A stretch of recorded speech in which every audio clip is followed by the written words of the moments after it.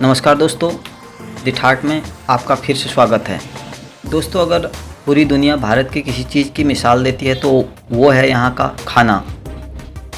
भारत दुनिया में सबसे विविध और समृद्ध खाने की शैली वाले देशों में से एक है और यहाँ दुनिया भर के लोग आकर्षित होकर भी आते हैं। तो जाहिर है इसका असर खाने और पाक शैली में भी नज़र आता है। वास्तव में आपको यह जानकर आश्चर्य होगा कि समोसा और जलेबी जैसे लजीज पकवान जिन्हें आपने हमेशा भारतीय समझते थे, असल में वो भारत के हैं ही नहीं। दोस्तों, इसके अलावा वो कौन से पकवान हैं जो भारतीयों के दिलों में बसते हैं लेकिन मूल रूप से भारतीय नहीं हैं, इसके बारे में जानते हैं। दोस्तों, वीडियो आगे देखने से पहले हमारा चैनल सब्सक्राइब करें और इस वीडियो को अगर पसंद आए तो लाइक भी करना। तो चलिए बात करते हैं उस लिस्ट की। पहला है राजमा चावल। जिस राजमा चावल को उत्तर भारतीय घरों में बेहद पसंद किया जाता है वो दरअसल भारत का है ही नहीं। राजमा तो शुरुआती तौर भारत में कहीं उगाया ही नहीं जाता था। ये भारत में आई पुर्तगालियों के साथ। यहाँ तक कि राजमा को भिगोकर, उबालकर और फिर मसालों के साथ बनाने की पाक विधि भी मैक्सिको से आती है। लेकिन हाँ, अपने देसी मसालों के तड़के के साथ हमने राजमा को एक अलग ही स्वाद दे दिया है ना। नंबर 2, जलेबी। दोस्तों, दूसरे नंबर पर आती है जलेबी। दोस्तों, जलेबी के बारे में बात करते ही हमारी और आपकी मुंह में पानी आ जाता होगा।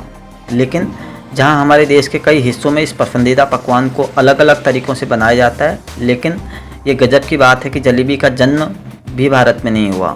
जलेबी भारत में फारसी आक्रमणकारियों के द्वारा आई थी।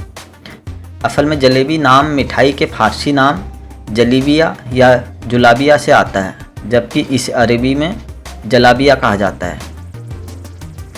जैसे ही बरसात के दिन शुरू होते हैं, आसमान में बूंदें गिरती हैं और आपके चेहरे पर पड़ती हैं तो आपके मन में झट से समोसे खाने का ख्याल आता है। आलू से भरे इस स्नैक ने कई सदियों से लोगों को एक साथ जोड़ा है। लेकिन आप यह जानकर हैरान होंगे कि यह दुनिया मध्य पूर्वी इलाके यानी मिडिल ईस्ट से आया है। माना जाता है कि 14वीं शताब्दी में इस पसंदीदा पकवान को व्यापारियों द्वारा पहली बार भारत लाया गया था। भारतीयों ने समोसे को अपनाने में समय नहीं लिया। धीरे धीरे यह आज लोकप्रिय स्नैक्स बन गया है और हर जगह खाया जाता है। दोस्तों, नंबर 4 पर गुलाब जामुन। हम जिस गुलाब जामुन को जानते हैं वो है तली हुई खोए की गेंद जिसे चाशनी में भिगोते हैं। लेकिन क्या आप जानते हैं कि इसे कभी भी इस तरह से नहीं बनाया जाता। गुलाब जामुन के प्रमुख भारतीय मिठाई बनने से पहले फारसी लोग इसे शुद्ध शहद में भिगोकर खाते थे, जिसका स्वाद बिल्कुल अलग होता था। लुकामत अलकदी गुलाब जामुन का मूल नाम है। भारत में पहुंचने तक इसमें काफ़ी बदलाव आया। यह मिठाई बन गई जिसे देखकर लोग खुद पर काबू नहीं रख पाते हैं। दोस्तों, नंबर 5 है चिकन टिक्का मसाला। माना जाता है कि उत्तर भारत की इस पसंदीदा डिश का इजाद तब हुआ था जब ग्वालियर में एक शेफ़ ने एक ग्राहक को खुश करने के लिए चिकन करी में टमाटर सूप मिलाया। ये नई डिश इतनी मशहूर हुई कि स्कॉटलैंड से फैलते हुए भारत आ पहुंची। तो अगली बार जब आप चिकन टिक्का मसाला खा रहे हों तो इसे ईजाद करने वाले को शुक्रिया अदा करना मत भूलिए। चाहे आप चाय के दीवाने हों या नहीं, लेकिन भारत में आप इसे अनदेखा तो नहीं कर सकते। यह भारत में सबसे ज़्यादा उगाए जाने वाले और उपभोग किए जाने वाले चीज़ों में से एक है। लेकिन इस चाय की शुरुआत चीन में हुई थी। चीनी लोग चाय को एक औषधि ड्रिंक की तरह से इस्तेमाल करते थे। फिर अंग्रेज़ों ने इसे भारत लाने का फैसला किया। जब अंग्रेज़ भारत में राज करते थे, अंग्रेज़ों ने उत्तर पूर्व भारत में लोगों को चाय की खेती की कला भी सिखाई और तब से चाय भारत की रूह सी बन गई है।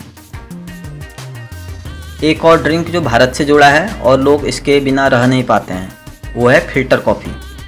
जी हाँ दोस्तों, आपने सही सुना, फ़िल्टर कॉफ़ी।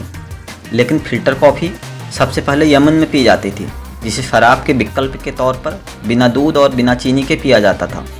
ऐसा माना जाता है कि एक सूफी संत बाबा बुडान पहली बार इसे भारत में लेकर आए थे और 1936 में मुंबई में कॉफ़ी हाउस की स्थापना के बाद ही भारतीयों ने फ़िल्टर कॉफ़ी बनाना शुरू किया था। दाल चावल। घर में बने खाने की याद दिलाने वाला दाल चावल बेहद सिंपल होने के बावजूद बेहद सुकून देने वाली डिश है। हालांकि क्या आप जानते थे रोज़मर्रा का भोजन वास्तव में नेपाल से आता है? जी हाँ, आपने सही सुना। नेपाल के स्थानीय लोगों ने पहली बार उबले हुए चावल को दाल के साथ खाना शुरू किया। यह खाना सभी लोगों को पसंद आने लगा। फिर फिर उत्तर भारत के साथ जुड़ी सीमाओं के जरिए इसने भारत के किचन में एक अहम जगह बना ली। आज हर कोई दाल चावल खाता है। तो दोस्तों, आज आपको हमारी ये वीडियो कैसी लगी, नीचे कमेंट बॉक्स पर अपनी राय ज़रूर दें। और अगर आपने हमारे चैनल को सब्सक्राइब नहीं किया है तो हमारे चैनल को सब्सक्राइब भी ज़रूर करें। धन्यवाद।